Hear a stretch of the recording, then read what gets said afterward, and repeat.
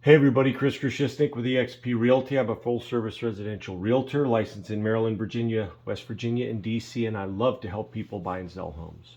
So I'm in my seller series talking about seller things right now.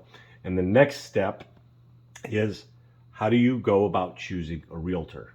Which is probably, I leapfrogged one, but why should you get a realtor to sell your house? We'll talk about that next video. But today is, how should you choose your realtor? Okay, here's the short answer. I'm going to give that to you right now. So if you only want to watch this much, you can.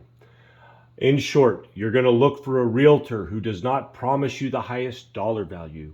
You are going to look for a realtor who has the best marketing strategy, who is the most available and the most responsive to you, who knows what you need out of this transaction to make it successful, and then you can go from there. Okay, do not go to the guy who promises you the highest dollar value. That seldom works. Okay, so to get into it a little bit more, here's what I would recommend. Multiple realtors. Gather information. Figure out, I like this guy's marketing. I like this guy's photos. I like this guy's internet presence. I like this guy's responsiveness.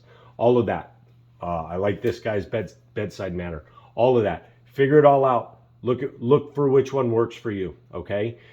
Get these realtors. Figure out. I mean, there's a lot of realtors out there. So figure it out. Ask friends that you know who their recommendations are. If they have good recommendations, they're happy to let you know. And if they have bad recommendations, they're also very happy to let you know. Believe me. Okay. But get multiple realtors, interview them all, get their recommendations and takes on them all, and then figure out what decision works for you. What works for you. Things that all realtors should be, or that your realtor should be. Number one, responsive. The best ability in any competition or any endeavor is availability. If you're not available, you don't do your job very well. Okay. Pro sports, if your athlete is one of the all-time greats, but he can't not be injured, he's worthless. Just like a realtor, if your realtor is the best realtor in the world and they do awesome, but they can't communicate with you and they're not responsive, they're not very useful to you. Okay. So your realtor needs to be responsive. Number two, they need to be active in the market.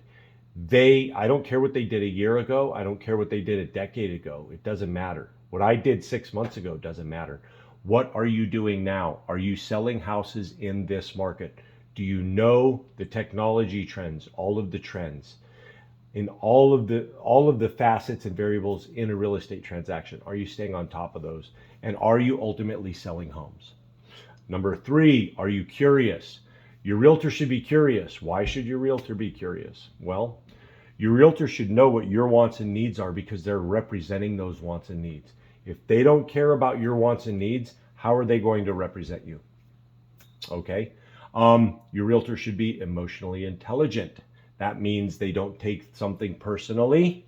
They remain objective in the process. And no matter what happens, they continue focusing on marketing the home and representing your interests. They don't let their ego get out of control. And then finally, they should be in charge and competent. They should have a plan. They should be able to explain that plan to you. They should be able to walk you through that plan as they're doing it. And then they should give you real-time results. That's competence, okay? Things your realtor should not be. Your realtor should not be out to lunch all the time. Now, realtors like lunch, but I'm not talking about that lunch. Your realtor needs to be available. If you need to talk to them, they should call you. It's not that difficult, okay? Your realtor should not be reactive primarily. Your realtor needs to have a plan. If they don't have a plan, they're going to react to everything. They're going to be just flailing all about, trying to get buyers out of every avenue they can, and it doesn't work that way. You want to be strategic with your marketing time and money.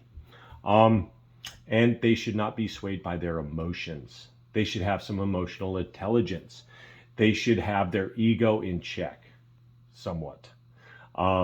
Because egos in this business don't work out. Usually the best realtors don't have egos. they don't let business, they don't mix business with an ego. They just get stuff done. Okay. So I hope this helped. Please share it with everybody, subscribe to my page, and interact with the content, comment below, and I would be happy to work with you soon or hear from you soon. Have a good day.